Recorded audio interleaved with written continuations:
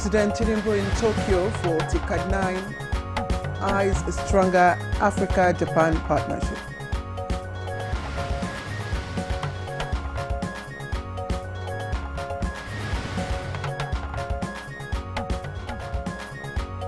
U.S. mission hails Nigeria over arrest of Ansaru terrorist leaders.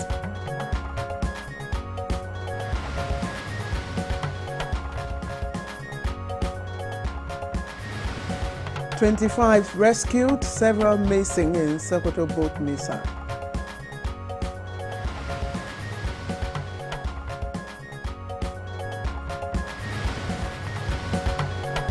And on Good Morning Nigeria today, we shall discuss World Humanitarian Day with focus on empowering local communities.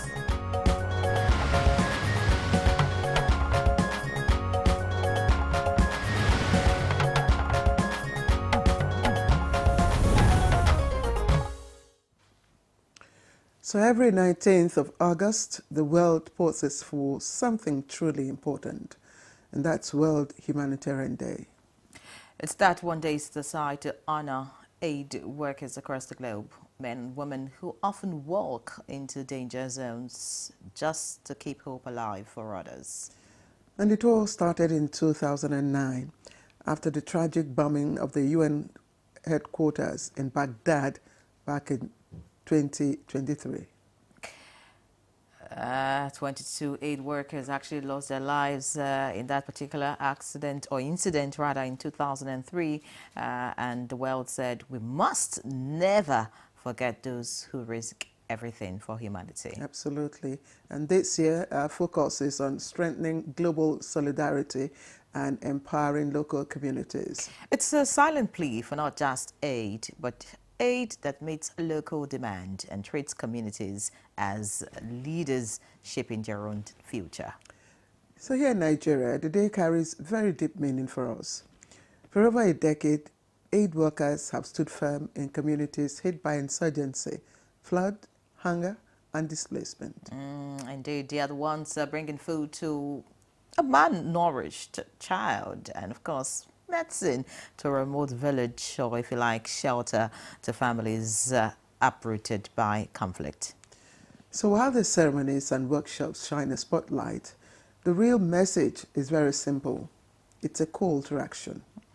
Humanitarian needs keep rising. Resources are stretched thin, and yet the spirit of service remains unbroken. So whether it's volunteering, donating, or even simply saying thank you, we all have a role to play. Well said, Claire. Indeed, you're right, because at its heart, World Humanitarian Day reminds us of one truth, that humanity is strongest when we stand together. Absolutely. And a united front really is the way forward if we're to tackle Nigeria's humanitarian challenges. In just a moment, our guests will be joining us to share their thoughts and perspectives on this very pressing issue. And it's on this note I welcome you to the program. Good morning, Nigeria. And I'm Claire Adelabu Abdulrazak. And I'm Henry John. It's a pleasure to join Claire to welcome you to the program. We're reaching you live on the network service of the NTA. As you know, this is Africa's largest TV network. In the course of the program, Chukwudi Okoli Ogwaja will join us for news, paper review. But for now, we've got the morning news set, hot, fresh, and to deliver is Tessie O'Mary. Tessie, good morning. Thank you, Ian, Ray, and Claire, and it's actually spicy too. Good morning, Nigerians, and here is the morning news. President Bola Tinubu is in Japan for the 2025 Tokyo International Conference on African Development, TICAD. After a stopover in Dubai, the Nigerian presidential flight 001 landed at the Haneda International Airport, Tokyo, at about 1 a.m. local time Tuesday morning. The Nigerian leader was received by Ambassador Hideo Matsubara, Japan ambassador in charge of TICAD. The president will in Japan attend the 9th Tokyo International Conference on African Development, TICAD 9, in the city of Yokohama from August 20 to 22nd, with the theme co-create innovative solutions with Africa, TICAD 9 will focus on Africa's economic transformation and improvement in the business environment and institutions through private investment and innovation. The United States mission in Nigeria has commended Nigerian government and security forces on the successful arrest of wanted Ansaru terrorist group leaders Mahmoud Mohammed Usman, aka Abu Bara, and Mahmoud al-Nigeria, aka Malam Mahmouda. In a tweet, the mission described the development as a significant step forward in Nigeria's fight against terrorism and extremism. 25 passengers have so far been rescued and 7 motorcycles recovered from the boat mishap that occurred Sunday in Goronyo, Sokoto State. NEMA, NIWA, and other relevant agencies, in collaboration with local divers, are continuing with the search and rescue operations. Authorities are suspecting overloading as a possible cause of the incident, renewing concerns over the safety of waterway transportation in Nigeria's inland communities. The boat, conveying more than 50 passengers, goods, and 9 motorcycles to Goronyo Market, capsized, leaving several persons missing. The Revenue Mobilization Allocation and Fiscal Commission has hinted on plans to review allocations accruable to 3 tiers of government. The Commission's chairman, Dr. Mohammed Shehu, at a news conference in the Federal Capital Territory, unequivocally emphasized that new dynamics in style of governance are propelling this quest.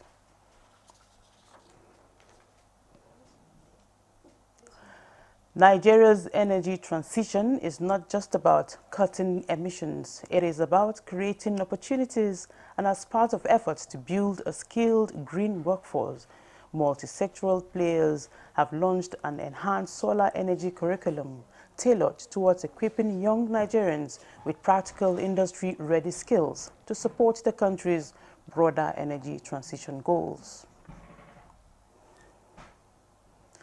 And that's the news for now. Good Morning Nigeria continues with Claire and Inyare after this break. Thank you for watching. New Hapix sachets. It has a thick formula, so all you need is just 1 sachet for your toilet bowl. It gives 10 times better cleaning and big savings too. Wow, Helen! Sparkling clean toilet with Hapix sachet.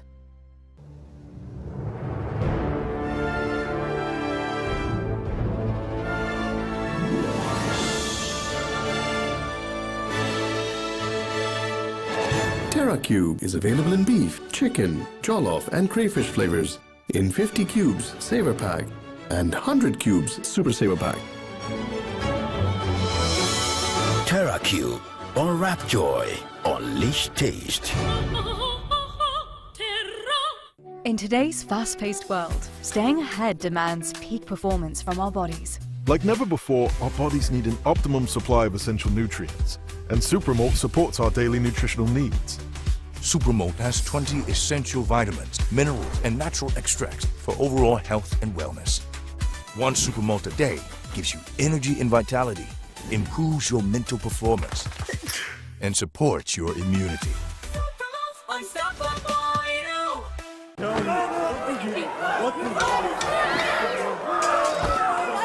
What more do you need?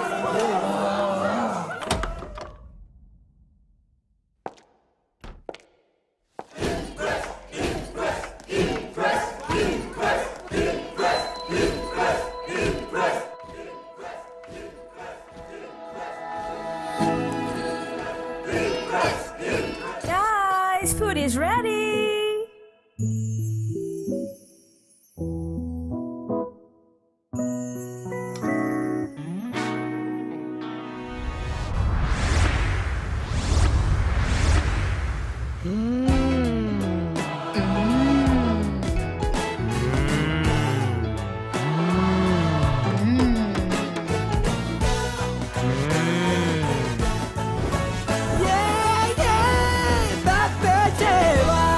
Cook to impress.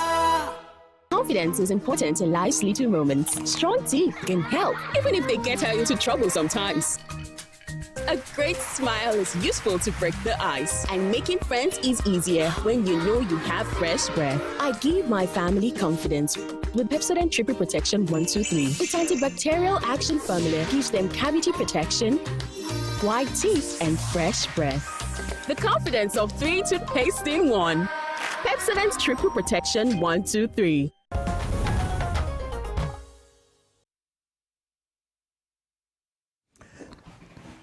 Welcome back to Good Morning Nigeria, and we are live on the network service.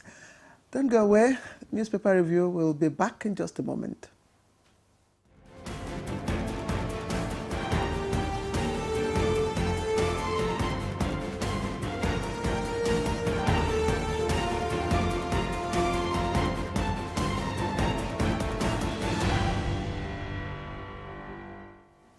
All right, Chukwudi Okoli Ogbaja is right here with us this morning. Good to have you, Chukwudi. How you doing? I'm okay. Morning. How are you doing too? Very well. Hello, Claire.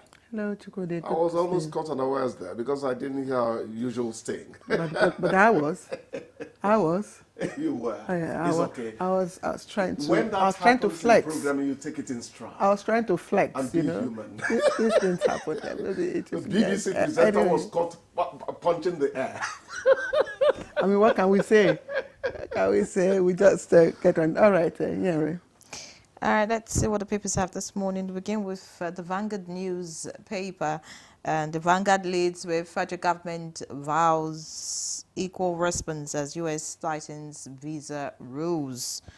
The writers, embassy now requires 5-year social media history for visa applicants. U.S. government revokes 6,000 students' visas. Interagency meeting to fashion out federal government's response. All right, above the masthead, we have 2.2 million poor households to receive federal government's cash transfer. That's according to the minister. And beside that, we have NGE raises alarm over economy insecurity, media suppression. U.S. British government, Northern Khan, Lord federal government, NSA over arrest of terror kingpins. Details on page 9, and just above that, we have Revenue Commission begins fresh allocation formula. Details on page 19. Let's look below the front page of the Vanguard newspaper now. Just below the picture story, we have paternity crisis. 1 in 4 Nigerian fathers, not biological parents. You want to find out where that report is coming from. All right, page 10 has that. Another one here says 2027, that's the kicker. Atiku, Obi, Amechi will stay united without presidential tickets. That's according to the ADC. And we have Northeast, ICPC, Attorney General's brainstorm to tackle corruption and insecurity. And finally, on the front page of the Vanguard, we have U.S. pledges support for Kiev amid Russia-Ukraine peace talks. All right, so that's it on the Vanguard. Quickly look at the Daily Times. Daily Times has contractors besiege FCTA over 5 billion naira debt as Wike denies awarding contracts. All right, you want to see that? Page 2 has that. Below the picture story, of course, the visit of President Tinubu is gracing the front pages of the papers this morning. But we'll look away from that to see some of the headlines we have here. Over 3 million displaced by flood insecurity in Nigeria, according to the federal government. Why we review revenue sharing formula. All right, that's right here on page 6. INEC pre-registered 69,376 voters online in 7 hours. Impressive. That's on page 11. Tinubu arrives Japan for TCAD 9 to deepen ties, push African investment agenda. And finally, in the red strip, we have 54 billion naira education spending questionable. FENRAD tells Abia governor. All right, so that's it. Claire. All right, let's quickly take a look at the blueprint. And the blueprint, it's leading with a caption, U.S. hails Nigerian government. NAF airstrikes set 62 captives free in Katsina. And there are riders there. Just a little below the nameplate there. Why review of revenue allocation formula is inevitable. That is the Revenue Mobilization Commission there speaking. And federal government slashes dialysis treatment in public hospitals from 50,000 naira to 12,000 naira. It's trending just above the nameplate, and just a little below the picture story. Glitches. JAMB gives October deadline to public varsities on 2025 admissions. Screens more than 6,400 UTME candidates. Results over high-tech cheating. And Plateau Court grants 20 suspected killers of Mangon travelers bail. All right, I think that's about the paper we have. Chukwudi. Yes, I know the one you're going to start with. Yeah, you don't know anything. I think I do. Well, if they grant bail to suspected killers, they have to be very sure that they have not really been proven culpable, you know. Otherwise, I know that the ones who don't bail easily, arson is there, homicide is there. There's another one, is treason or so. You know, you don't grant bail easily on that. So let them be sure. Because at the end of the day, we are saying that justice must be served. Yes. Continuous voter registration area, you mentioned that 69,376 were registered rather speedily. And I say here speed and efficiency. It seems that INEC are now primed to act. We keep on saying here, let us be proactive and not reactive, so that we'll be ready properly by the time, you know, it gets to time to cast your ballot. So you can now go back to the first story on your mind. No, the first story on my mind will be the last story still. Quickly, they are praising us for getting these terror kingpins. It's not just the Mahmuda leader now, it's spreading. There's one name, though, I've not heard yet, Toji Bello, you know. But as I keep saying, I regard these people as our people, you know. Some people accuse me of always, you know, waving the pacifist agenda. I say, it's not just that, really. The removal of one person means that we're not as complete as we were yesterday. So can we all reform and redeem so that we can live together? But in the meantime, I think it's very. We must not just gloss over the commendations coming from the U.S. You know, I think we should take it very seriously.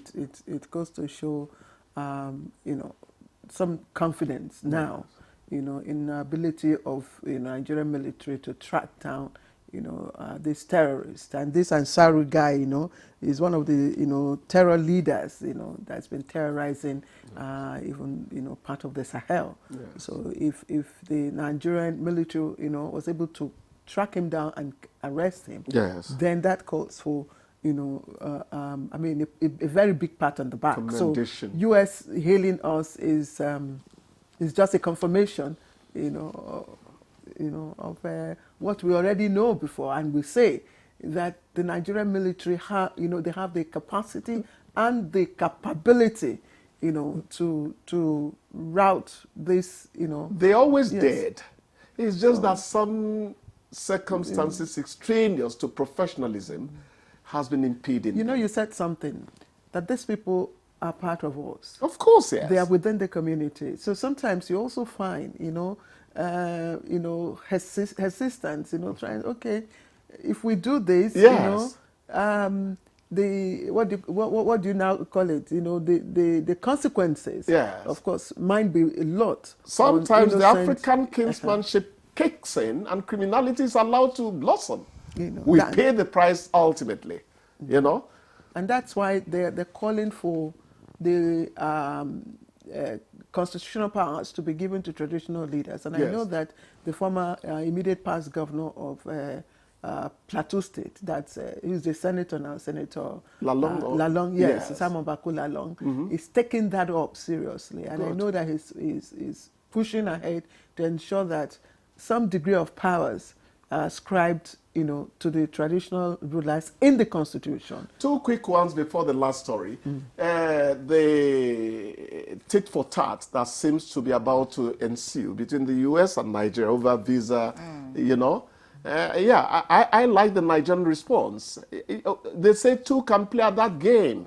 You're not the only one who reserves mischief. It's just that some of us try to tell the devil, you stay in the background so that God will always be in the vanguard. You understand? Yeah. Yeah. Good response from Nigeria, but just that more Nigerians to suffer. Well, it's okay. Don't put us in a subservient. I think it's called the principle of reciprocity. Reciprocity. Yes. That's just it. But for you to do that, for you to activate that, you must have the capacity, you know, to be able to sustain. The one that actually irks me is your social media activity in the past 5 years. So where I wrote about, I think it was 2016, Trump's not a Trump card. When they get that one, maybe they're going to say you don't like our president. That's more than 5 years, so they may not check that. Anyways, the story that interests me this morning is this federal government slashes dialysis treatment in public hospitals. Exactly. From 50,000 naira to 12,000. And 10 hospitals will start it, but Fantastic. other FMCs would, you know, join suit. My brother's wife died of we could only do 3 months of dialysis. She died just 1.5 months ago. So I am involved. Yeah, I was involved. This is good. I am really happy about it. Sorry about that. Very well, sorry about your loss, but this is good, I mean, for those who are receiving treatment. Yes. And then another story that interests me is contractors besiege FCTA over 5 billion naira debt as Wike denies awarding contract. What's going on? Yeah, verification is required there. You verify that actually a contract was awarded, you have all your proof and all that. I am one of those who have joined Go to Court, you know, because that's where it gets resolved. How can a minister award a contract and say he didn't award it? So maybe he didn't award it. Maybe when because we're just looking at the front pages. Yes. Maybe if we the bowels of the deeper, story, we'll probably get more because from what I get, I don't know how you read it. Minister denying awarding contracts. Yes. He didn't award this contract. Exactly. So who did? And then why the contractors? That's why I said, how can a minister award a contract and say he didn't award it? So maybe he didn't award it. But we have been fair as journalists in our assessment. It probably wasn't under his tenure. In his but tenure, again, like we say, government is a continuity. Continue. It continues. Yeah, you inherit liabilities, not just assets. I mean, this government inherited liability. I mean, we all know. The last story now. Yes. 1 in 4 Nigerian fathers, not biological parents. Who did that report? And you say, don't ask questions that are going to stop my analysis. You're a journalist, you're a veteran. This and is then you always like to... And I want to talk like a veteran. So can some, young people in the trade let me talk? Now, no woman and no man can deny that in the first 45 years of their life, somebody in the opposite sex does not tempt them. It happens. That's natural. Yeah, it starts actually from you're driving a car and a shapely woman walks past you. You're doing something like this. But that is partly a sin. No, but Chukwudi, that is not what this report is saying. It is not. No. I am building up. You won't let. I'm the analyst, please. No, because you are delving too much. You are being dramatic, and you know. Can you get on? You are being preemptive, mischievously preemptive. Now the question is this: if you say, if it is true that 1 out of 4 Nigerian fathers are not really the father of their children, that means either there's promiscuity or impotency is rising. I knew where I was going. I'm a reporter. You go to the impotency could be rising. There are some women who would not want to go out with another man, but having a child for it's in my, directly my family. That aspect could be cultural. We have that case. I know you understand? I know in some parts of the country that is allowed. I mean, within the cultural I don't context. know whether it's allowed. No. What I'm talking about. Within the cultural context, yes. For instance, in the Southeast, for instance, you know, a widow is allowed to, you know, I don't know how to. No. You could go and have a child. You know, for your yes. It happens. It happened. It happens. But in this particular case, Chukwudi, I think what is happening is it's eroding of our morals and the generation. If you, I haven't read that story. if you read The Generation, probably... You haven't read the story, but you're talking about erosion of our morals. How would yes, you because if how many children? 1 in 4. One in 4. How about you could? That's alarming, but I want you to go reportorial about it. I still want to look at the possible incidents of rising impotency, prompting some people to do certain things. You see, every topic in the world is serious. It depends on how you handle it. I keep saying this to reporters. It's not sex talk. What paper was that? You understand? So let's find out what is happening. What is responsible for this? You will be helping society with what you find out at the end of the day, before we make it a comical, outing. Well, I would choose to see this story differently. I would want to find out who did this report and how true it is. And I mean, it's just an attack on the women, really, because when you say paternity crisis, 1 of 4 Nigerian fathers not biological parents, so we're talking about women now being it takes 2 to tango. Extramarital affairs. It takes 2 to tango, please. Sorry, a woman does not impregnate herself. There are 2 criminals in the case. The report was done by one Smart DNA. This is an outfit. It's a data-driven outfit. You're sure they're not just being sensational? Exactly, because I mean, how many? That's why I said it requires reportorial inquiry. Before coming up with this conclusion? I mean, 1 in 4 is alarming. It's somewhat alarming. I said here, I've had some experiences, in this direction, but it depends on how much you hold yourself back. Temptation would always come your way. Don't pretend about it. It is how you respond to it that matters to society. You understand? Yes, Claire, you were saying something. Yes. Listen, the gender of tested children also reveal cultural leanings. 53.8% were male, pointing to continued emphasis on verifying male lineage for reasons possibly linked to inheritance and family name preservation, which is what we have just said. Can you see what reportorial can do? Now, we are also seeing more people come forward with doubts they've harbored for years. Some of these cases involve emotional trauma and even financial exploitation. Don't push your wife to the point that she needs a shoulder to lean on. Everybody is human. See whether you can handle that crisis. You see, we're talking psychology now. You can push people into committing a sin. I'm not saying that at the gate of hell or heaven, you're going to tell God, now my mama make me do them. But the truth is that, look, I've experienced a few things in life. There are some women who actually get pushed into sordid things. So the problem with Africa is that the psychological part of our health is not considered at all. Somebody recommended I go see a psychologist after my last experience with that boy, then my wife's matter. And I went to the man a week ago. I came back filled. So we need psychological inquiry into how our people live and preempt some of these things. It's a serious matter that should be taken seriously. Anyways, I just think that this report should be probed further. I would not want to agree that this is the accurate statistics. It's rather alarming. Accurate statistics. No, but you really don't have to agree or disagree. We're just looking at this is somebody's work. We don't know the methodology. We don't know the approach. But I'm saying that this kind of report could cause more damage, right? Because someone is going to read this today and begin to think that, oh, well, maybe something is wrong somewhere. Are you going to ask the head of news to give you permission to do a proper report? It always stops with us. Whether politicians are evil, they're bad, it stops at your table as a journalist. That's the truth. Some people tell me, the ones who they talk before, what did they do? We don't tire. You don't get tired as a journalist to probe society's foibles and their crimes as well. All right. I'm done. I think, again, just like the topic we are doing today, humanitarian, World Humanitarian Day, this report is a call to action. Everybody. Exactly. Everybody.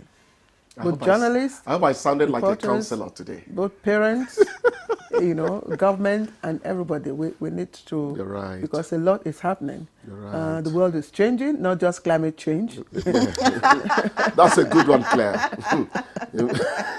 You can't even call this social change. Morals. No, it's not moral change. We call in our time as young journalists moral decadence. Okay, moral decadence. No, I'm just trying to, take a cue from the climate change issue. Yes. Anyways, Claire, I think we're done. Many thanks, Chukwudi. Thank you so much. And Thank you. It's time to save for DNA, That was right? robust. Thank you. You didn't hear what I said last? What did you say? I said time to save for DNA. All right, so we'll take a break. When we come back, we get into our topic. Toilets have stains which bleach cannot clean effectively. But Harpic is thicker and sticks better, which gives 10x better cleaning versus bleach and kills germs. Oh, wow. You can now say that Harpic is better than bleach. In today's fast-paced world, staying ahead demands peak performance from our bodies. Like never before, our bodies need an optimum supply of essential nutrients, and Supermalt supports our daily nutritional needs. Supermalt has 20 essential vitamins, minerals, and natural extracts for overall health and wellness. One Supermalt a day gives you energy and vitality, improves your mental performance, and supports your immunity. Imagine lovely meals you can cook with these ingredients. You spend heavily, but no guarantee of a tasty meal. Not making a right choice of seasoning cube can ruin your meal, money, and confidence. For a tasty meal, do not compromise. Choose Gold. Use Terra Gold for the rich, consistent taste your loved ones crave for. Good for soups, stews, and jollof. Terra Gold. 1 cube, endless possibilities. Have you been aspiring to be a student of the prestigious Ahmadu Bello University Zaria to no avail? Worry no more, as you can gain entry through NTA Television College, Jos, an affiliate of the renowned Ahmadu Bello University Zaria, where eligible candidates with a JAMB admissible scores of not less than 180 and 100 scores, and with 5 credits O-level in social sciences, including English and mathematics, can turn their passion in broadcasting to profession by applying for a BSc in Mass Communication and MBTE approved innovation diploma courses in film and television production, broadcast journalism, and television engineering, respectively. The college, as a training hub with a pedigree of professionalism in the media space, also offers specialized courses in other related fields. For more information, visit our website at www.ntatvc.edu.ng or contact 08033 834-343 and 08069-809-897. Announcer Management. We're not in a romantic relationship, we're in a dash. Brotherly relationship. Friends with benefits. Yeah, very bad boy. No. Family relationship. Who be your family? Situationship. Are you in a situationship? It is well. Survey says... Hey! Onenge is my girlfriend. You want dodge? Thank God. Say I hacked. An oversized shirt is okay to wear, but an oversized dash isn't. Skirts. Bra. Shop. Wow. Pants. Whoa. Name something you add to your text to make them more interesting. Emojis. Stickers. Pictures. The way my back at the breathing, at the yara. Gifts. Survey says. My birthday.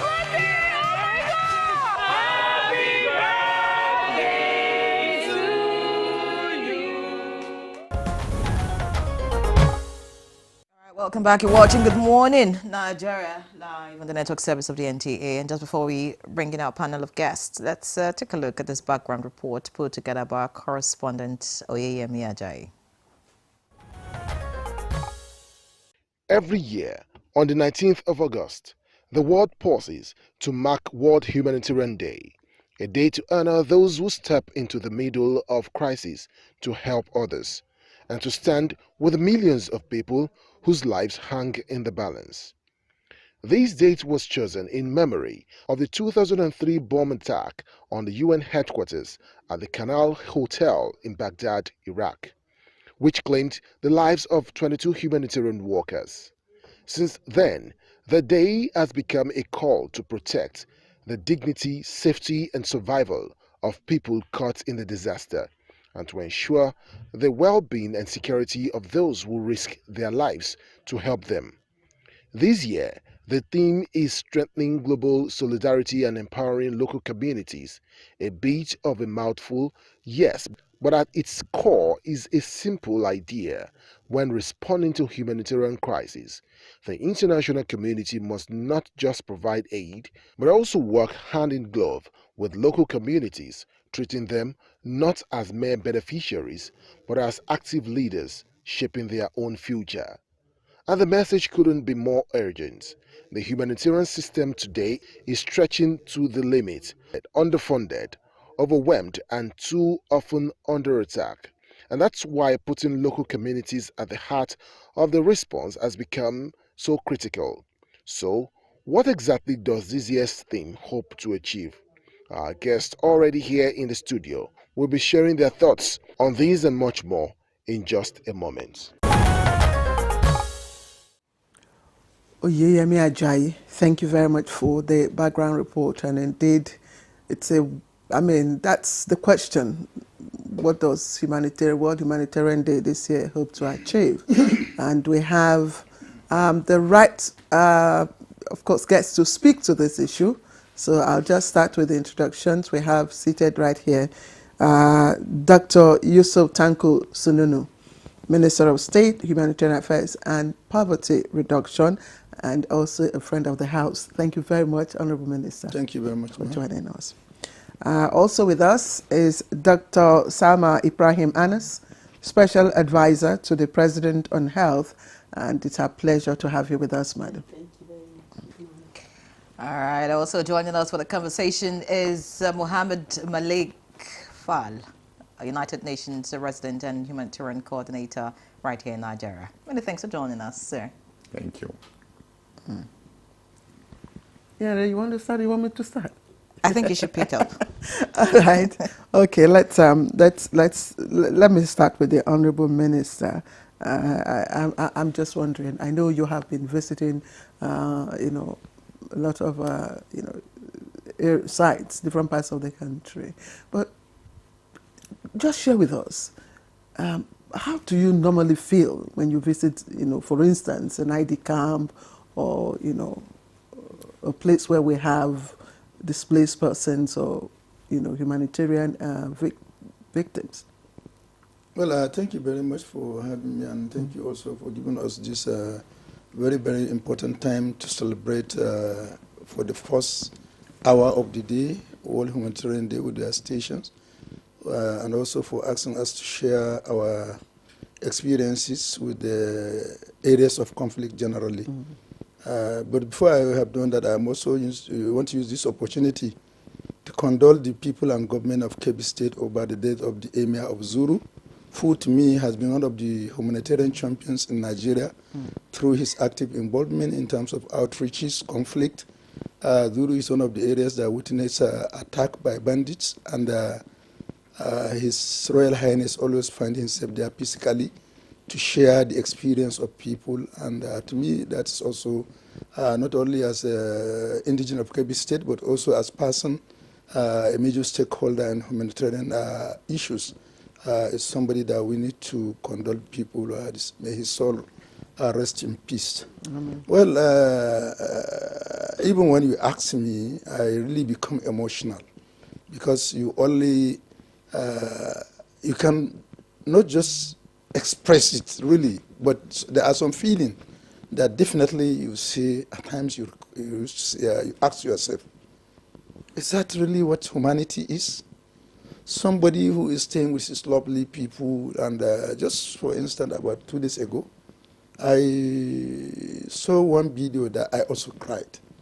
It's somebody in Zamfara State he made mention of the number of assets he has. Overnight, everything got burnt down. They were chased out, and he only remained with shit, the jalabia he was putting. So you can see this is such a kind of people. And a lot of people also, today we have people who cannot trace where are their relations. Some children cannot even say this is our state. I've witnessed this physically when I went to Kano State. I went to see the minors that were discharged following after the being pardoned by the president. Those who are involved in the national protest that caused a lot of destruction. So when I went there, I was asked by the Kano state government through the SSG to go to Hajj camp. And I was there. What I saw really is really pathetic. These are children, about 200 of them, ranging from 5 years to 14 years old. And even those at 14 years, they can't trace where is their state, where is their this. All they knew, their house is under the bridge. And these are all people that were there because they were displaced. So what strikes you the most in all of this? Even as, I mean, looking at yourself as take the coat of a minister off as a Nigerian, what struck you the most? Well, what struck me most is I'm a father. I'm also a son. You understand, that enjoys a lot of privilege. Here we have a family losing that privilege as a result of human-made crisis that can easily be resolved. So it's really the feeling is that you must do much to bring relief to average Nigerian, or at least life have a human face, so that everybody can feel that really life is worth living. Okay, let me bring the special advice, and I'll put the same question slightly different. When you look at conflict zones or disaster zones, I'm sure you also have your experiences. But what particularly keeps you awake? So yeah, just like he said, that is the broader picture of it. It's very sad indeed, because I personally have experienced it, because I was in Borno at the peak of the crisis, posed by the insurgency, the Boko Haram. Then I was Commissioner of Health. So we were confronted with this massive displacement of people. And they don't know where to go to. Just like he said, families were disrupted abruptly. Medical care was disrupted. For instance, people that have been maybe on treatment of diabetes have just been disrupted, or HIV. And then mostly you see women and children that constitute majority of the displaced people, and also elderly people that are helpless. So you see hopelessness in the eyes of people. They don't know where to go. And what pained me the most is when I saw women having babies at the same time. And some women were aborting, having miscarriages. So it's so painful. And then you just find yourself just in it, trying to save lives of people, trying to provide relief for people. Whatever you have, whatever you can mobilize at that point. So when I remember that scene, really, it's very painful to me. And you can't sleep. It gives me a sleepless night, because you just find yourself 24 hours working with them, trying to bring succor to them. No food. And then especially, I think it happened around between October to December, the first experience we had in Maiduguri. And everybody was coming into Maiduguri. And then it was the Harmattan period. The weather was so cold. So environmental factors were also there, issues of food, health. But the most painful experience that I had was seeing women. And they can only carry the number of children they can carry to run with. Because I met a woman who said she was carrying 7 kids initially, but she became helpless at one point. She ended up reaching Maiduguri with only 2 of her kids. So that was truly very painful, and that was the reality that we saw as of that time. All right, many thanks, Dr. Anas, for sharing that with us. I'd like to get to you, Mr. Fall. Listening to the Honourable Minister and Dr. Anas talk about your experiences, what comes to my mind is that there are efforts, even by your agency, United Nations, and then, of course, government and other well-meaning individuals in a bid to ameliorate, or if you like, reduce the suffering of many Nigerians. But yet, despite its efforts, there's, if you like, some critics would say there's minimal impact. Why is that so?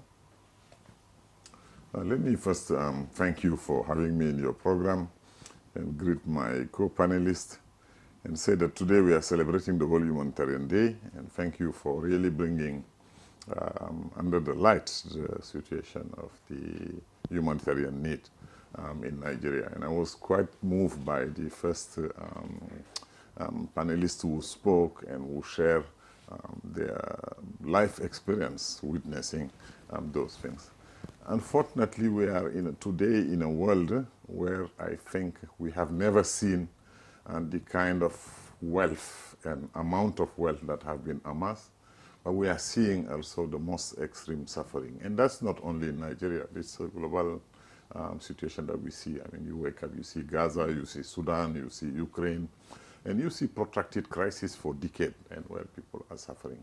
Unfortunately, it's taking place in a context where we see also a decline of funding and a decline of solidarity. And then you ask you the question that the State Minister was asking, where is humanity? Where is solidarity? Because you wonder how can one have such amount of wealth and not giving up, or state, it can be countries, it can be government, it can be individual, and not giving away for people who next to them are suffering. As we speak, for example, the humanitarian response plan we have launched for the Northeast was like 900 million. Today we are maybe less than 25% of funding. Exactly at this year, maybe we were 2-3 times higher than what we are today. We have the lean season plan, which is now only 30% funding. And we know that during the lean season, food insecurity rise, malnutrition for children, and mainly the severe and acute malnutrition for children also is on the rise. And we know that when a child is severely and acutely malnourished, the risk of dying is maybe 10 times higher than, for example, the child who is not in that situation. Where is now the solidarity? Where is humanity? And I think today's World Humanitarian Days is also a time for us to call for action. And when we say call for action, we say the international community, we say the global solidarity that should be expressed, but we say also the government, we say the private sector, the society in general. And I think some of the example that was given by my predecessor show clearly that there is space where humanity can be found. Finishing with maybe because today also celebrate the humanitarian workers.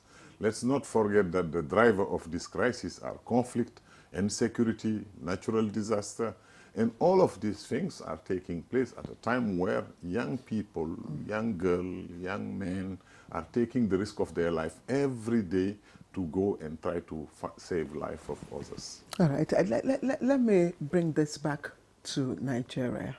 And I believe you must have also, visited some of these, areas, in need of humanitarian, aid and all that. What would you say would be the most difficult conversation that you probably have had with maybe a displaced Nigerian, a father, mother, or child? The most difficult, because I am here as a humanitarian coordinator and in this capacity, but I served here before as a UNICEF representative, dealing with the children, mostly focusing on the Northeast, in what we call the Bay State, Borno, Yobe, Adamawa. Right. The most difficult conversation I had is when people lose their dignity, when people over-rely on aid, where they don't have hope that this life can offer them a better future. When you see them being unable to get back on their feet, because even if you put them in a camps or you relocate them, sometimes challenges related to security, access to economic opportunity become a very challenge for them to recover their dignity. And I think the most important thing for me, for a human being, is to have hope in the future, is to transmit that hope to their children, is to believe that where they live, they can find a better life and a better future there. And I think you can see it when people, years after years, are relying on humanitarian assistance, are relying on handout. They end up losing that aspect of human being which is extremely important, which is dignity. You did say that the humanitarian crisis are worsening. I mean, it's a global issue. The worsening fund is also, declining, in the same breath. But Nigeria do receive some form of, humanitarian aid from the UN. How do you measure, impact? What I'm saying is that as we speak, we have seen a sharp decline of funding, but the needs are not declining. The needs are even growing. That makes it much difficult to make a choice. And when you choose, usually you leave some behind or you leave some aside. And that's a morally difficult choice, because when I have 2 children, severely and acutely malnourished, if I have to choose one, the question is that maybe the other one probably will pass away. How you make those kind of choice? And when resources are declining, that's what is it. But that's why we are saying also that humanitarian assistance is something that is needed, but we need to look beyond humanitarian assistance. We need to look at also what are the structural causes of this crisis. Sometimes it's lack of preparedness to disaster. Sometimes it's lack of peace, lack of security. We need to work on those kind of prerequisites so that at least when we support people, we can support them with a vision that you need to get them back on their feet, but you need to help them also recover their dignity, access to economic opportunity, access to livelihood, get their children access to services like health, education, water and sanitation. That's how you help people to rebuild their life. And I think one of the shifts we are making also as a humanitarian and development community is that transition. And this corresponds with the vision of the government of Nigeria to help not only at federal level, at state level. I know governor like the Governor Zulum in Borno is quite strong on that one. They want the accompaniment of the international community to move toward medium and longer term development. Before I even will come back to the minister, what I'm just asking in real terms is beyond the conceptual nature of this, aid. I'm just asking you to evaluate, the impact of UN intervention in Nigeria in the humanitarian, issue. Are we making any positive impact? Are we aligning our interventions, with needs?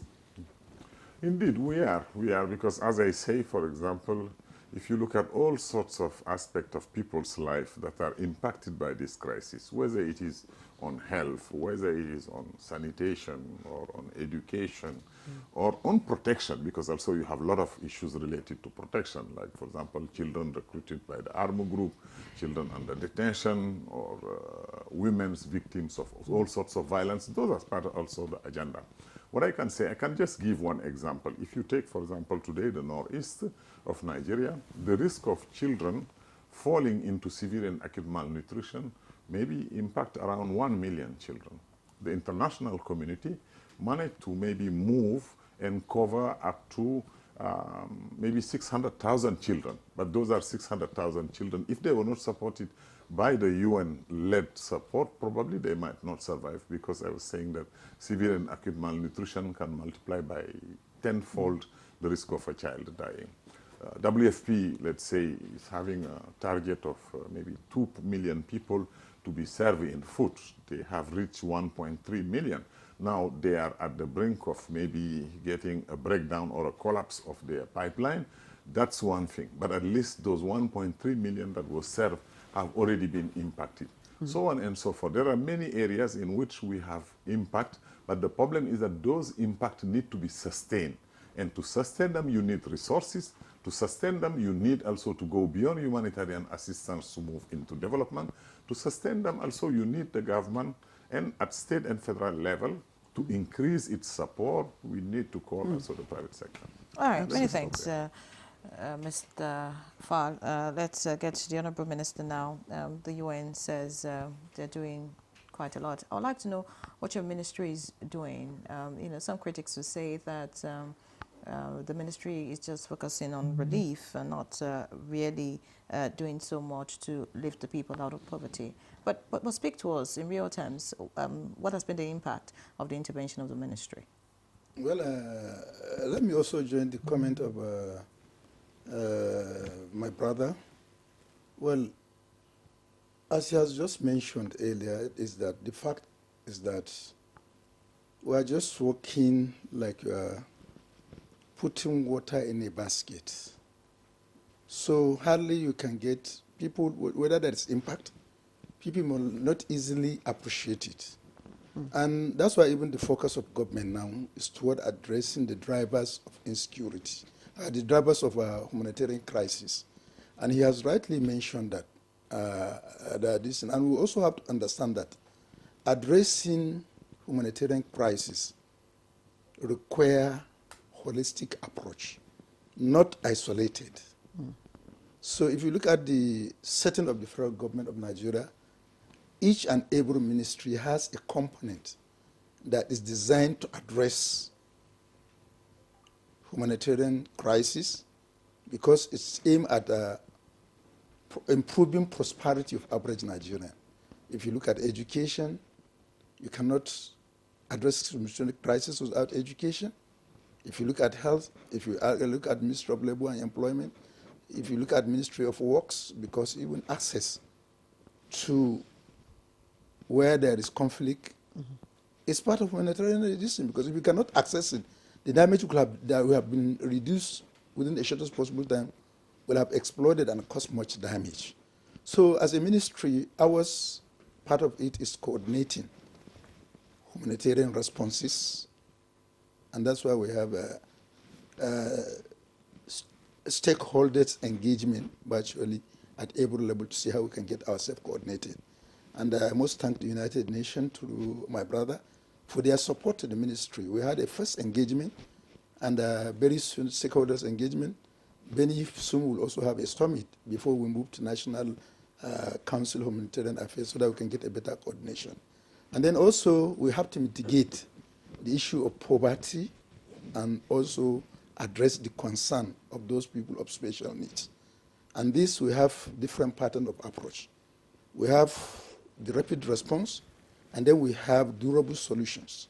Now, in this rapid response, we all know that Nigeria has a National Social Register that is very, very robust, containing almost 18.9 million Nigerians who are vulnerable groups that need to be assisted. And Mr. President has granted that permission for them to be assisted through the rapid conditional cash transfer that has been also continuously going. And as of today, I want to say that we have reached over nearly 6 million Nigerians. And the total disbursement to those Nigerians, that in terms of household, we have disbursed almost 419 billion naira. And in the next, before the end of this August, in the next few days to come, we're also reaching another 2,199,000 Nigerians with a total sum of 54 billion, I think it's 850,000 naira as a rapid conditional cash transfer. This is just to mitigate their effect. And also we are using our National Social Register to develop an anticipatory response, most especially in areas that we think there may be conflict or there is going to be a flood as been predicted by NIMED. And then not only that also, I mentioned that we are planning for sustainable and durable solution. All we have seen now in the last 72 hours, you have been closely monitoring social media. It's really alarming and shocking because the kind of flood we had, the road collapse, a lot of road connecting cities have collapsed. This is also another humanitarian crisis that we have. And definitely that is also affecting our food security. And then as a ministry, we are planning to see how we can empower Nigerians, most especially smallholder farmer, with a stipend that will allow them to go back to their home. So we are reaching in the next in the next 1 or 2 months to come, while we are preparing dry season farming, 21,000 Nigerians with a interest-free, collateral-free loan of 300,000 which people may think is not something, but a farmer who is into vegetable farming, if you can grant him a loan of 300,000, that will really impact positively on his productivity. All right. Even as a big farmer, it will address his issue in terms of energy need to power his generator, or even to get some certain fertilizer that can all be targeted to improve his productivity. The initiative for farmers is a great one. But speaking about what you said earlier, you talked about the conditional cash transfer. Yeah. And like you mentioned, of course, it's in the papers this morning, 2.2 million households will also get some amount of money. But you just said earlier, and Fall also said, that the impact seems not to be visible. So why is the federal government not looking at another way of reaching people who are vulnerable instead of cash transfers? Because, I mean, cash transfers, we know, and of course in the news, transparency issues and all of that. And then the people who actually get these transfers, according to some reports, are not actually those in need. So why is the federal government not looking at other ways of dealing with this issue? Let's understand the kind of intervention we have in Nigeria. People keep on saying politicians are hijacking this. There are two different interventions. The national conditional cash transfer is not based on political party, it's not based on ethnicity, it's not based on this thing. This is based on people who are already in our national social register. That in that register, I bet you there's no political party, whether AD, ACN, PDP, APC. You understand? And this register is constituted through joint collaboration with international community, including World Bank. So even if we harvest out of 18 million, if it's harvested when by was that NASCO, register updated? the update is ongoing.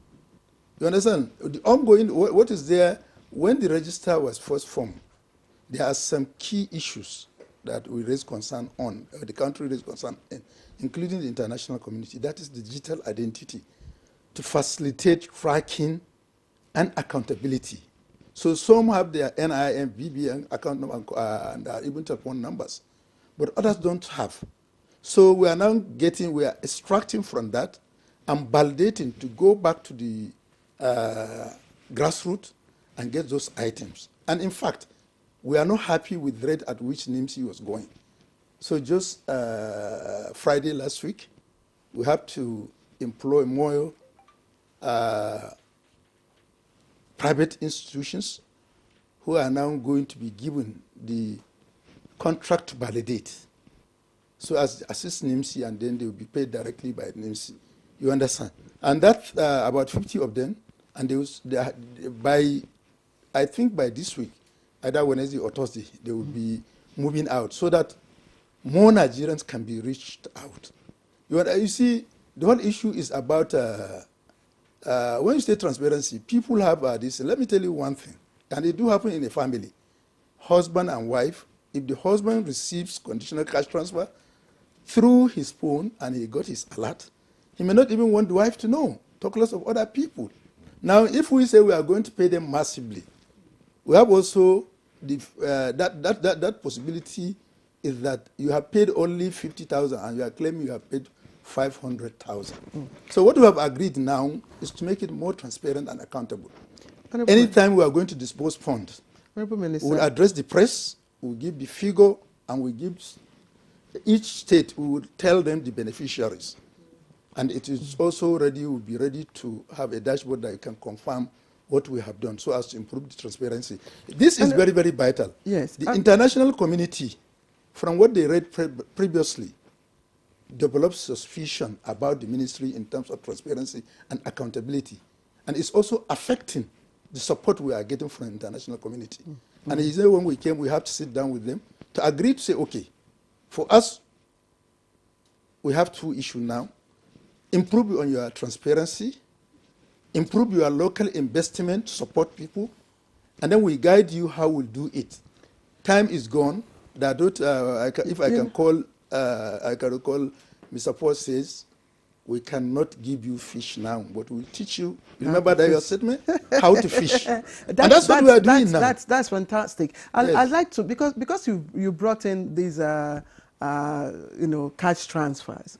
And I recall that the cash transfers actually started from the period of the MDGs. And it was really not targeted at those we call humanitarian victims. It was targeted at, the poorest of the poor, the extreme poor households. Yes. So, and that's prompting my question to you. In real terms, really, when we say humanitarian victims, who are those? Who are we talking about? You see, because we seem to the National Social Register, you see, humanitarian victims are people who are trapped in crisis, conflicts, or even disaster that have an immediate special need that will be treated as an emergency. Beautiful. You see, you can be a multi-billionaire today. In the next 1 hour, you can be a humanitarian victim that requires the most urgent help. It's just like definition of health. Health is not an absolute state. It's a relative. Today, now I can be healthy. In the next 30 minutes or 10 hours, you see, so that is also what it means by, and I mentioned earlier in my statement, that somebody came in Sokoto. He said he has all this. In Zafara, he was crying. He's an imam, I think. The video circulated.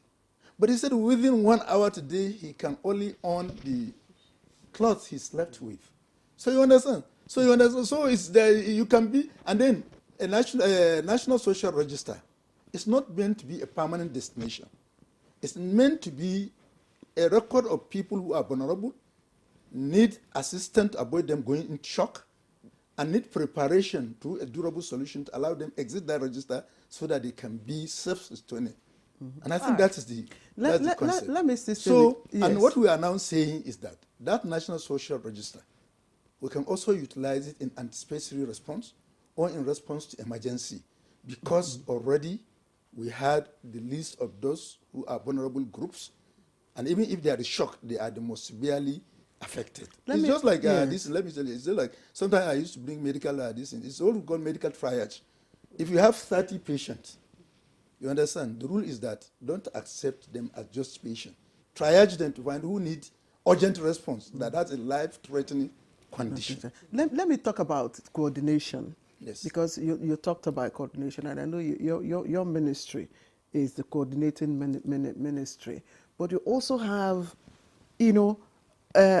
departments in other ministries also doing the same thing, thereby fragmenting, our resources and all that. I mean, don't you think this fragmented, measures are also impeding on the success of your interventions? No, I don't think so if there's a proper coordination. You understand? As I told you, humanitarian response is a holistic approach. Now, if we take it's the sole right of Ministry of Humanitarian Affairs to do everything, that may not work. For instance, I will cite a certain example. If we say we are not going to coordinate with Ministry of Health, in humanitarian crisis, what are the needs? First, you have to save life, you have to provide food, you have to provide water, and then you have to also provide us shelter. But you could also have a unit, under your ministry. So you see, those units can only work together with international community and other partners to coordinate that. Because, for instance, now, if there is this, should we say all the ambulance of the Federal Ministry of Health will be under our custody? No. But it should let the Ministry of Health know that, look, we have an emergency. We need so number of ambulance. And this ambulance, this is where they should go. And our team are there on ground to assist in coordinating their responses. You understand? So no ministry can go in isolation. Okay, if we say we are not going to work with finance, ministry emergency need require emergency procurement. And it means we must work closely with finance and even the Office of Bureau of Public Procurement, so that they can now do an emergency procurement, this thing that will not delay the procurement of items that are needed. You understand? So ours is to coordinate, and that's why even now we realize that there is even at national level, there is no coordination, and because we don't have Council of Humanitarian Affairs and Poverty Reduction that will now coordinate all the national and develop policy that is owned by Nigerians. And it is that reason that made us to make a presentation to Federal Executive Council. And I'm glad to say that the Federal Executive Council approved the inauguration of the Council of Internal Affairs and Poverty Reduction, All right. which even the United Nations has been pushing Nigeria to please get a council that will coordinate our activities. All right, many thanks, Honorable Minister. Let's get to Dr. Anas now.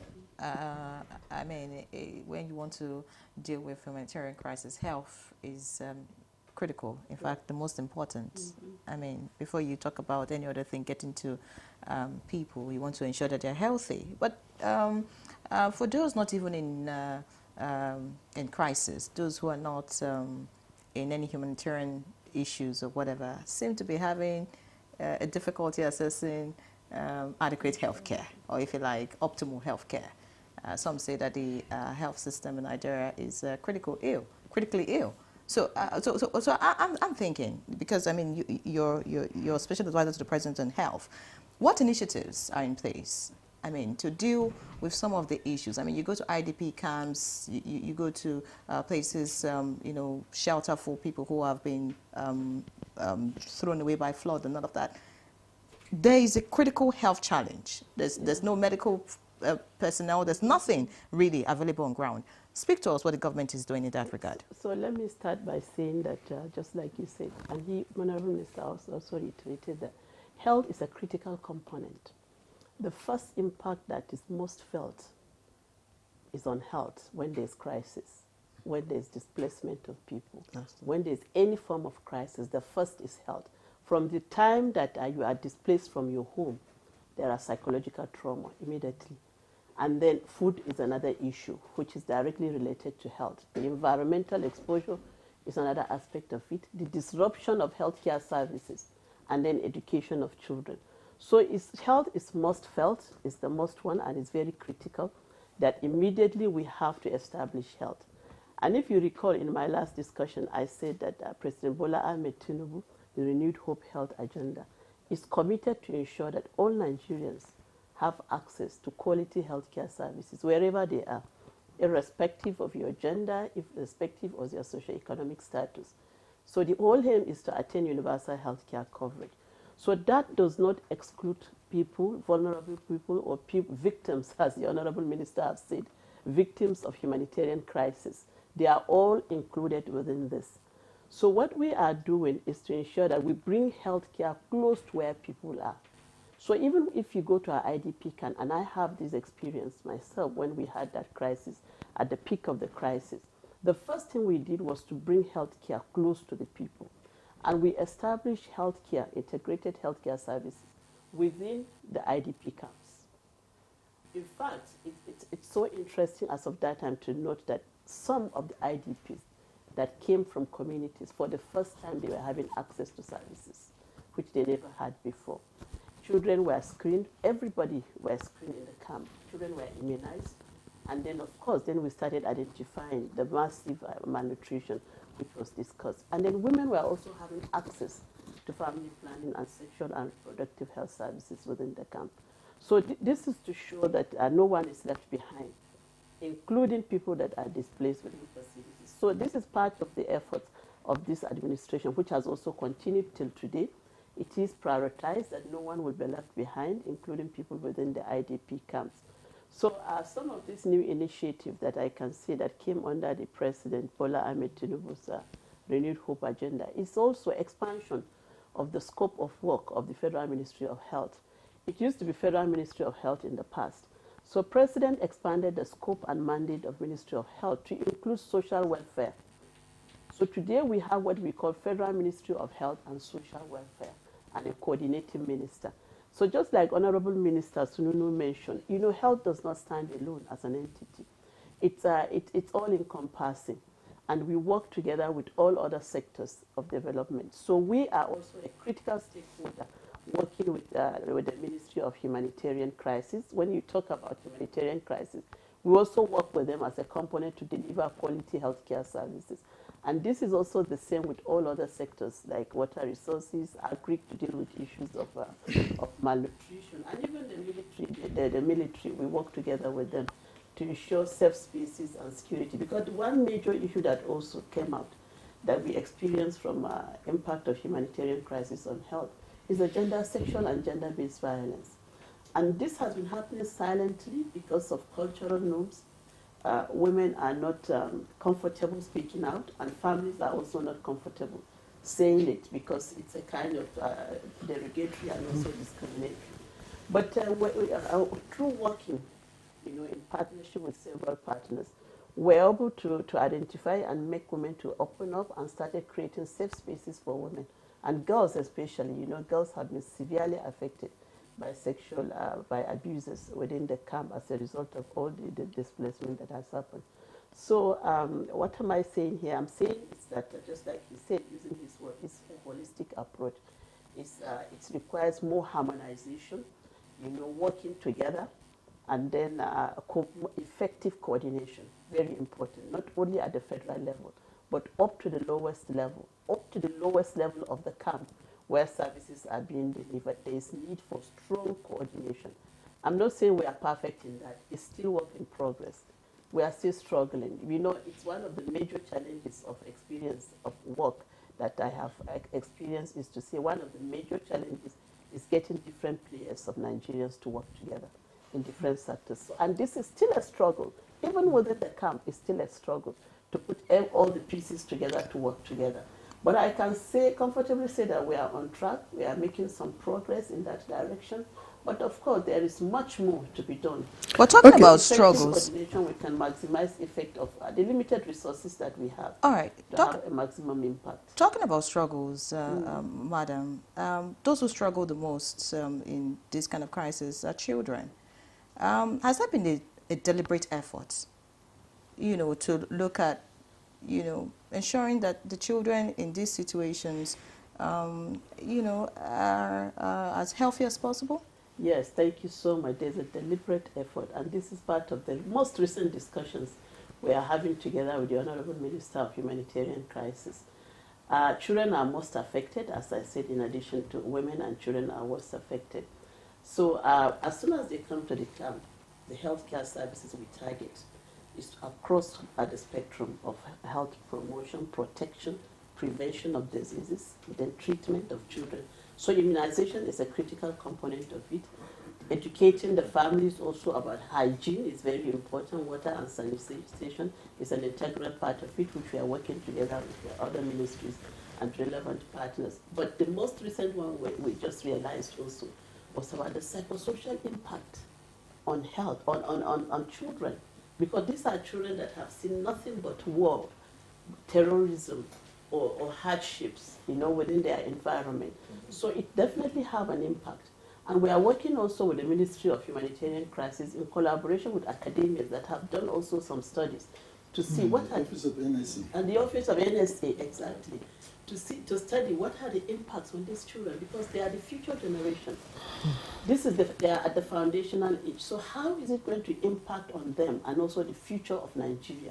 So these are areas we just started working with it, led by the Honorable Minister Sunulu, to see the impact, and we are trying to have a dialogue to bring all the relevant people to discuss how do we ensure that we recognize this, and also it will have a very huge impact on the future of Nigeria, and how do we address those issues. So these are discussions that are currently ongoing to address those issues of impact. And then I have also an experience. I was opportune to work with FHI 360 as a country director. He talked about the dwindling resources, which was heavily funded that time by USAID. And it's one of the largest projects in the northeastern part of Nigeria. And part of what we do there, apart from health, was targeting education.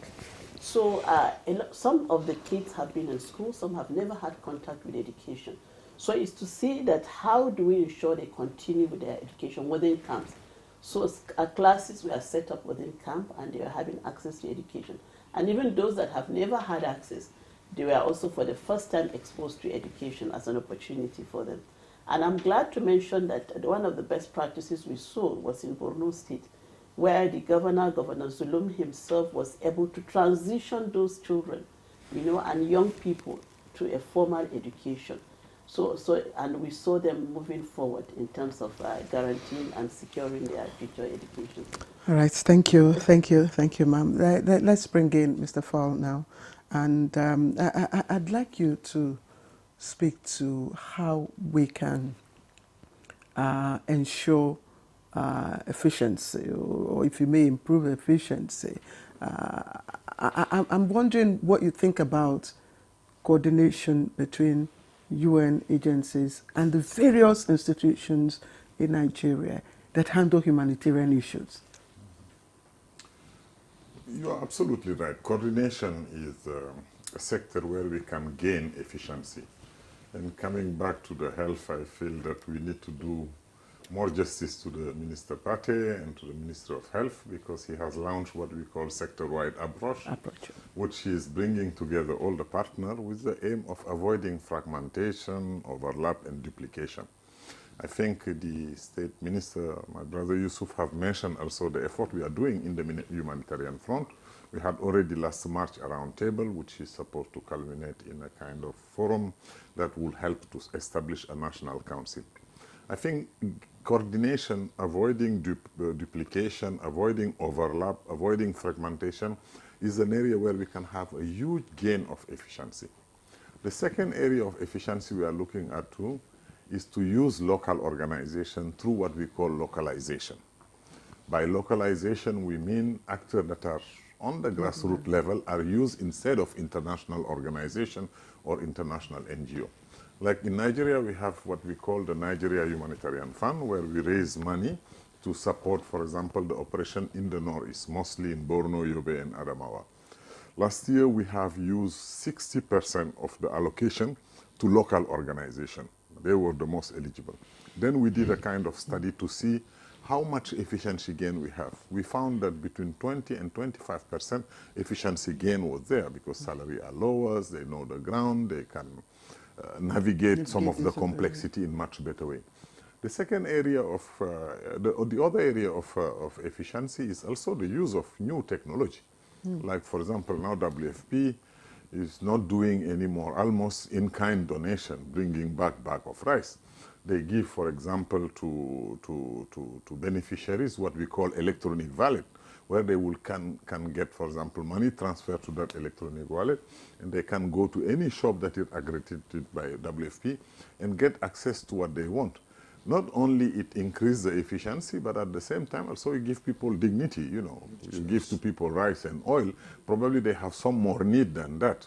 And then these are the kind of operation that we see are making truly a kind of huge saving in the operation. And moving forward, and with the scarce resources that we are having, localization, increased efficiency, avoid fragmentation, those are the areas in which we will double down moving from now onward. All right, Mr. Fall. Sorry, most Nigerians see humanitarian, programs as handouts. I mean, every now and then you see, reactionary measures.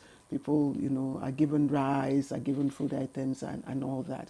But can you speak to us about, in practice, what should be the scope and content of humanitarian aid? Let's just say that when you have a humanitarian shock, as it was mentioned earlier, you have to race against the clock to save life. When people are victim of an attack, when people are victim of a flood, or are victim of a natural disaster shock, yes, of course, you have to prioritize what saving life is. And saving life, most of the time, it's respond to possibility of disease outbreak. It's you do immunization, you do sanitation to avoid explosion of waterborne diseases, or you give people food because they need to eat to be alive, and then you focus on shelter. What is now needed is that how you help those people to transit from that immediate need of life-saving to something that helps them to come into the path of recovery. And in the recovery process, how they can get back to maybe having livelihood, accessing economic opportunity, revitalizing the services like education or health. And that's why we launched in the Northeast and in Benue State what we call durable solution. A durable solution is just not to maintain the IDP in a camp, but it is also to maintain, to give to IDP opportunity to get back on their feet through livelihood, through access to economic opportunity, through providing service to their children, but through also bringing back social cohesion social mediation, reconciliation between communities, and also providing what my sister was mentioning, which is mental health. Because to what extent is what we are doing aligning with this? It is. For example, now as I speak, Borno, Yobe, Adamawa, Benue have what they call their own state plan for the reintegration, for durable solution for IDPs, which mean IDP are not anymore maintained in camps. And those durable solution plan have several components. One is bringing back peace and social cohesion. The other one is helping to get opportunity and livelihood. I was with the Minister of Humanitarian Affairs in February in Benue. The governor have given big plot of land to all the IDPs so that they could get back to farming. And housing is also another component. And providing basic services. And all those state plans are costed, are budgeted. And we have also commitment, like state like Borno, the governor has accepted for the 3 coming years to allocate 15% of its budget to the state plan for durable solution. In state like Yobe, it's 14%. Any of those things shows clearly financial commitment, because if you don't have also financial commitment from the government, the international community alone cannot also bring all the resources. All right. Talking about the international community now, I want you to speak about the United Nations specifically. How much is spent, annually in dealing with humanitarian crisis in Nigeria? If you cannot give us for a long period, tell us about last year, 2024, how much was spent. And then speak to us about a particular initiative of the United Nations that is linking humanitarian aid to long-term economic empowerment. Last year, I think we were like 580 million US dollar that was spent in the humanitarian response in the Northeast. Northeast alone? Northeast alone, because that's where we have the humanitarian response plan. We do intervene in the Northwest and other part of the country, but this is part of the broader engagement of development. But that was like that amount. But let me remind that out of this, maybe 50 to 6% was coming from US.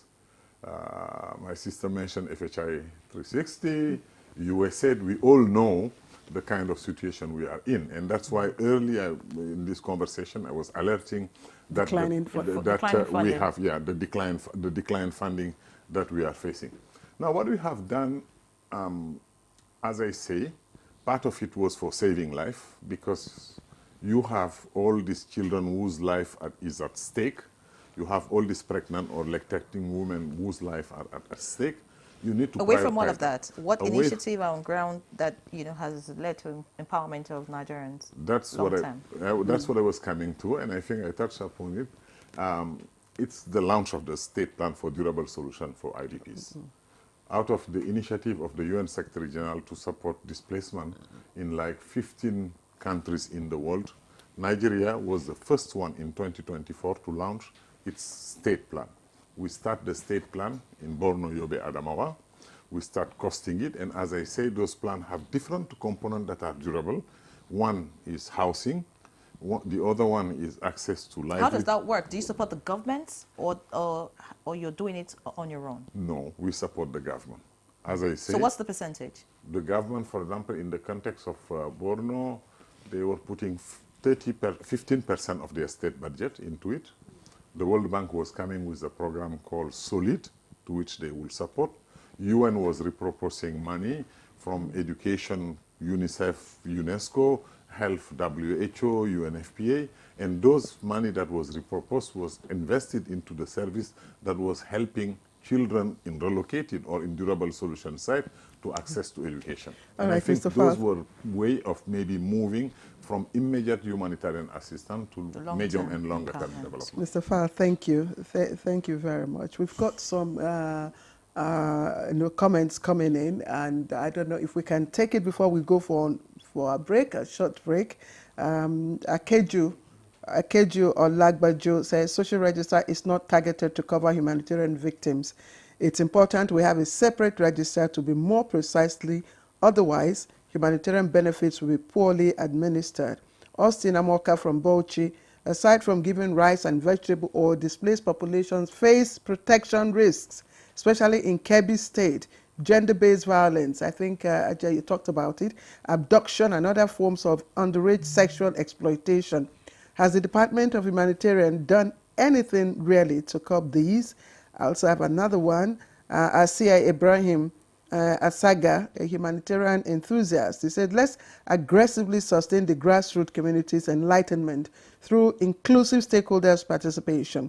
They are humanitarian enthusiasts who are doing much in this regard, and foreign aid shouldn't be limited to state, national government, but cascaded directly downwards to the people in need. I don't know, Yere, you have some? Yeah, quite a number. This one says, yesterday may be special, but every day is Humanity Day to reflect on the plight of displaced victims. A visit to a stadium and Bakassi camps in Borno State revealed that we need to do more. The benefit should go beyond safety net or palliative to provide them with livelihood. UN needs to do more in this area by collaborating with all tiers of government. Another one says, hello, good morning. I am Mohammed Nasser from Kaduna. I have a question. When is the Humanitarian Ministry going to pay us our 2023 NPAR stipends? Another one says, World Humanitarian Day, empowering local communities. Kudos to NTA with this enlightenment platform. Humanitarian crisis, whether man-made or natural disaster, has enormous impact on communities and requires inclusivity in its resolution. Most times we focus on foreign, if you like, global aid, forgetting community and local inputs, and later, which the latter is fundamental for the effectiveness of the former. Now that's coming from Asa Abraham at Saga, humanitarian enthusiast. Another one says, good morning, Ma and sir. I've been following NTA this morning on this. Those of us in Kogi State are left behind. How can we be part of this empowerment? Omaiza Salihu from Kogi State. Another one says, the concerns about transparency in the empowerment programs of the Ministry of Humanitarian Affairs and Poverty Alleviation are valid, especially considering the allegations of corruption and mismanagement of funds. To address these concerns, publishing the list of beneficiaries in national dailies could indeed help confirm the genuineness of the program, because I have not seen a beneficiary in my state. Instead, those are those of the ruling party.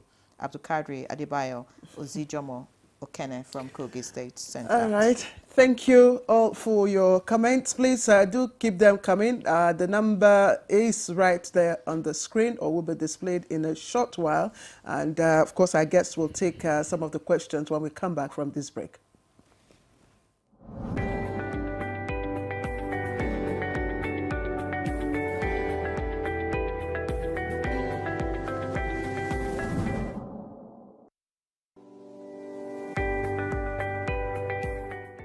For the past 5 years or more, the world has started recognizing female filmmakers. Female filmmaking and filmmakers was not really a thing initially because it is still a male-dominated sector. But suddenly, women are being put in places that has been able to give us opportunities and open our minds to so many different and unique things that we have been behind the scenes and been deprived of. Now we've seen that this avenue has been presented for us. We are being recognized globally. When we go out there, female filmmakers are now being like put among top 10 of everything that's happening in the world when it comes to filmmaking. So now when we have this kind of opportunities, all these kind of opportunities being presented to us, what do we do as female filmmakers? We are not going to say, oh, we failed at it. There's not been any form of failure. It was just about the right time, and the right time is now. Now that we have those platforms presented to us and the opportunities being presented to us, what do we do as female filmmakers? Do we get up, step up, combine forces, and work towards making sure that female stories are told the way that we want them to be told? Or do we just sit back and still be afraid to push forward? I am one of those people that I'm not afraid to push forward and to make sure that I'm telling the right stories that need to be told as a female filmmaker. There's so much that females are doing right now. We have females in the box office, hitting the box office, and we have females producers now. So women are not just sent to do makeup or act.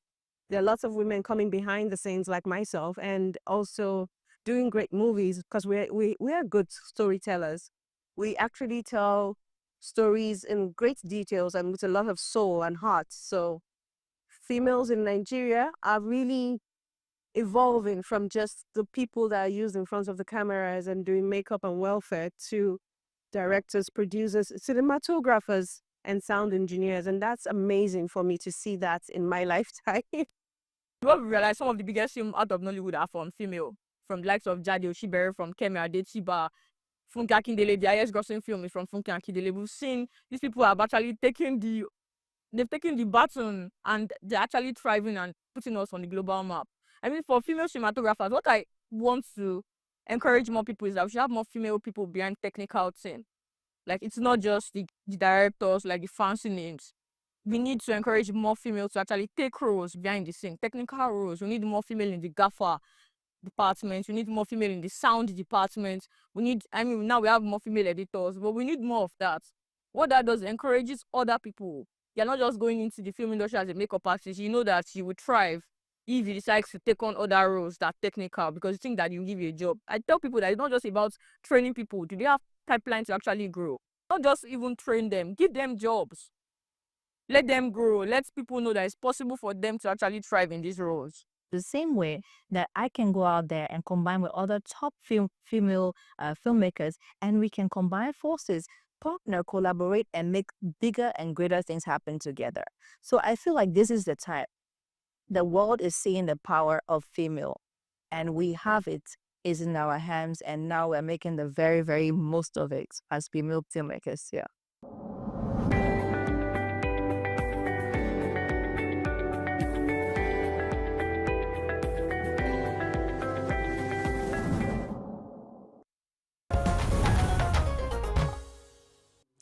Welcome back to the program. You're watching Good Morning Nigeria, and it's World Humanitarian Day. And we're looking at, of course, the processes and how we can improve efficiency. And Iyere, you have some questions? Oh. Just the ones we've read. Yes. Can you repeat so that the guests can?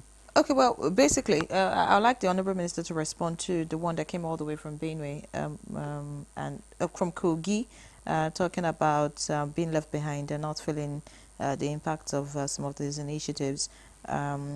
Just quickly summarize, Kogi State, yes, I'll quickly summarize. Another one is talking about the transparency issue. Another one says, a visit to stadium and Bakassi camps in Borno State revealed that there is need to do more, and it's also saying that the UN needs to do more in terms of reaching people in need in the country. These are just about... So let's start with the Minister. Well, thank you very much. I think the Kogi is left out. That cannot be correct. In fact, I can, if I permitted, I can go to my phone now and I'll tell you the number of people from Kogi State who have benefited from the rapid conditional cash transfer of the federal government. Kogi, we have 213,891 recipients. From Kogi State. From Kogi State. So you understand, it's what I've mentioned earlier. You see, a couple can decide not to tell each other what happens. You understand? You receive an alert in your phone, you are at liberty to either tell somebody you have done that or this. And that's why we said, as at today, the rules is that whenever we are going to disburse, 48 hours to disbursement, we will address press. What about publishing the list? There's a question that came in here talking about publishing the names of those who benefit, just so that they can be sure that these are real people. Because one says, I've never seen anyone. No, you see, let's understand one thing. You just mentioned about dignity. You understand? And there's also confidentiality in terms of data. But if you follow legal rules to find out who and who are beneficiaries within the confine of the law, that will be done. There are some families, once you mention them, that they are in National Social Register, it creates a lot of, biases, stigmatization, And we have to reduce that. So we have to protect their dignity. Okay, so it's just like putting them in line, pushing them, flogging them to collect food. So and that's all what yes. is mentioned about dignity. This other question is it feasible to have a separate register for those in need humanitarian needs? We will have registered of those who are in emergency response need. You understand? But you see, that is also a temporary one. For instance, you cannot remain there. But National Social Register, you can have vulnerable people who are in that National Social Register. And I've mentioned that they are the most people who need urgent need. So you can reach them through your National Social Register. But you must also take an audit. And I mentioned, for instance, a billionaire can be the person that is in the most special need at that moment, when he has nothing, and somebody who has been comfortable before now, anything, either road accident or these are issues. So you understand? So what is most important is you have vulnerable groups in their register, and you have a strong and effective emergency response preparedness. Okay. So that those who are not in the register, when it happens, you can easily trace them, you can reach out to them, you can this and that's why, for me, as personal, on my own personal capacity, I always want a NIMSI to have a situation whereby we have a single data pool that can address everybody. For instance, when I was appointed as a minister, immediately I came, I went to DSS, I gave my data. I went to screening with the police. I gave my data. Because I went to National Assembly. I'm coming. I gave my data. Man, so you need to do that. What I'm trying to say is, why can't we use our national identity number that we have? Absolutely, centralized base. Everything about us, so that if I'm coming to your office for documentation, I don't need you to give me forms. You have spent that money. That money can be used for humanitarian services. That papers that you are going to give me, that would cost government almost 20,000. It's enough to provide meal for 3 days for someone. So let me just give you my INN. You either scrolling for me to go through, or is there anything you want to edit? Is there anything you want to add? You understand? It's safe cost. I'm sure coming from the Honourable Minister, I'm sure that it has some power. I'm just saying that this is what every Nigerian, that we need to get ourselves coordinated. Yes. So that you don't need to duplicate this. Yes, if you go now for your driver's license, you give them this. If you go for your passport, you give them this. Let's just last question before we go to Aja. This is from Donald Tor from Benue. Honourable Minister, what's your ministry doing to reconsider NPower? Yes.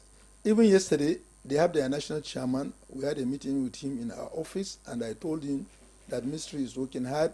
We have gotten their addition. Once the fund is released, they will get their pay immediately. That's one. And two, we also have, it's not that it's this thing, because of what happened in the ministry, there was a suspension, not this thing. NPower is an act of National Assembly, and we have made provision for it in the 2025 budget, and as soon as the money is released to MDS, we open our portal and get people registered so that we continue. But the only thing, we are going to make it a little bit more different, to connect it to labor market. Not just you come and serve 1 year, 2 years after, you don't have any skill to add value for that period, and you cannot make yourself marketable. So we'll make it a bit better and robust so that you can have it on its own a durable solution added to it.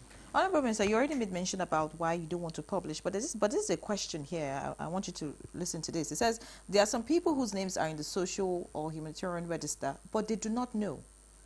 Can't the register or list be published state by state and local government by local government so that people can access it easily?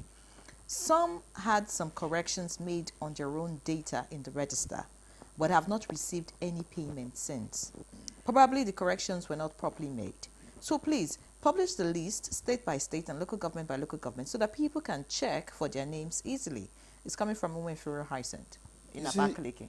The validation, as mentioned, initially was done exclusively. Is it possible for somebody's name to be on that register without knowing? It's not just possible, because you must have been interviewed to provide the data. You provide the data yourself. Okay, there are no ghosts. How can they be ghosts? Okay. You see, that's why to avoid being ghosts or not ghosts. And that's why the concept of digital identity is borrowed. You know, there's no way a ministry can go and open up. I've just mentioned a huge figure now of 2 million and something that we are going to disburse in August. But In so this what August. could so how prevent- can the ministry open up this in account of them? But it's easy for me to come and bring 200 people and multiply it by 10. They said I've given to 200,000 is a huge crowd. And I said I've given to 2 million people. So these You payments can't doubt are it. made But directly? now these are account numbers. Okay. They are bank. They are individuals. They are live. You understand? That you can go and verify. And I said henceforth, just like the federal, what do you call it? This disbursement of the federation account. It's telling that in Kebbi State we have given this, in this we also said that in Kogi State we have given so people, and then this is the total amount. Rather than publishing names and all that. Yes. Madam, there's a question for you. Underage sexual exploitation in IDP camps. What's the Department of Health doing to curb this? So let me just give a brief background about sexual exploitation. You know, that came as a result of humanitarian crisis. You know, it's at 3 levels. At the point of the threat, there's sexual exploitation. You know, you are also aware of the abduction of the girls. Before the abduction of over 220-something, 56 Chibok girls, there have been abduction of girls within communities, especially around northern Borno area. And then it has always associated with sexual abuse, sexual exploitation. And in fact, there were instances where we have an exchange of material needs with girls at that time. So that happens at that level. And then when they come to the community, of course, host communities plays a very important role in hosting internally displaced persons. Because before they go to the camp, a lot of families absorb, and friends and relatives within their homes. But also within the host communities, also there are exploitation and sexual abuse. And then within the camp, at that level also, even the security agents also that are expected to protect them also exploit them. And in some few instances also we've had instances of even health providers and humanitarian workers also exploited. So what's so being exploitation happens all around that. Of course there are measures put in place and we take that very seriously. It is zero tolerance to exploitation of sexual exploitation. So once it is detected and reported, it is punishable. So there are measures that have been put in place and also encouraging, promoting women and girls to speak up if they experience such exploitation, to report it. So there are lines of reporting and action will be taken, disciplinary action will be taken immediately. For those in IDP camps, who can they report to? Humanitarian aid workers have been trained also. There are trained humanitarian health workers that provide information and counseling. So they can report to any one of the health workers and this can be escalated. All right. Because it's totally zero tolerance. It's not acceptable for that to happen within the camp. Let me also ask, because I know there's a campaign, it's been on, about providing free sanitary, towels for young girls. Is this also being considered for young girls in the IDP? Sure, it is. It is by the government and also the UN. A lot of agencies support provision of sanitary pads and encouraging them. You know, it's all part of the WASH program as well. So they have access to sanitary pads and all, and also education, informing them about a lot of things about their sexuality and how they can take care of themselves, and access to family planning within the camp also. All right, many thanks. All those Dr. measures Anas. are there. Mohammed Fall, while Dr. Anas was speaking, you talked about humanitarian aid workers, some being trained, some found doing the wrong things. Speak to us about what the UN is doing. I mean, on the side of government, we've seen government trying to stop corruption and block leakages, and of course deal with, staff of the ministry who do the wrong thing. But in terms of humanitarian aid workers in your organization, how do you ensure that they do the right thing? I think as Dr. Mariam was saying, in the UN, I think now it has been more than 10 years that sexual exploitation is under a zero tolerance policy. It's not just a statement, it's just also some state of compliance that is required for everyone working for UN. In my office, I have a special advisor on sexual exploitation and abuse who guides and remind the principal. We have an action plan to monitor, to report, and to respond to the need of the victim of social exploitation. Like I talk about the Nigerian Humanitarian Fund, there is a principle that everyone who access to that fund commit to refrain from sexual exploitation, not as an organization, but as every individual working for that organization. They have to sign that agreement. They have to commit that they will train all their staff in the kind of risk and the different form of sexual exploitation. And they know that any organization that have staff caught in action, if you don't take the measure to address it, it will lead to the suspension of your funding. Sorry, Mr. Fall, I have to stop you. We have just 2 minutes, and we need to share the 2 minutes. Let me ask Dr. Anas here. I mean, if you had the opportunity of deploying intervention for a priority humanitarian issue, where would you deploy it? I will deploy it anywhere where we have internally displaced persons as an emergency to reduce their sufferings, to save lives, and make them comfortable, and also deploy humanitarian workers. But remember, we are celebrating humanitarian workers. I want to encourage them. I want to encourage them despite all the challenges that they face within and outside. They should keep doing the right thing, and we should also aim to try to be humanitarian in nature. All right, Minister? Honorable Minister, as we round off your final words, and then what would you like to say to Nigerians who feel abandoned in all of this? For the Nigerians, generally, let me say that I'm bringing the goodwill and wishes of Mr. President, who honored today those who sacrificed their life while giving humanitarian assistance, and those who are also struggling at all times to give humanitarian services to citizens of Nigeria who are in need. And to say, Mr. President, stand with them, and will also continue to empower local community. And for those, nobody is abandoned. But the other thing is that while we are working hard to ensure that we reach everybody, the government is doing its own best to address the drivers.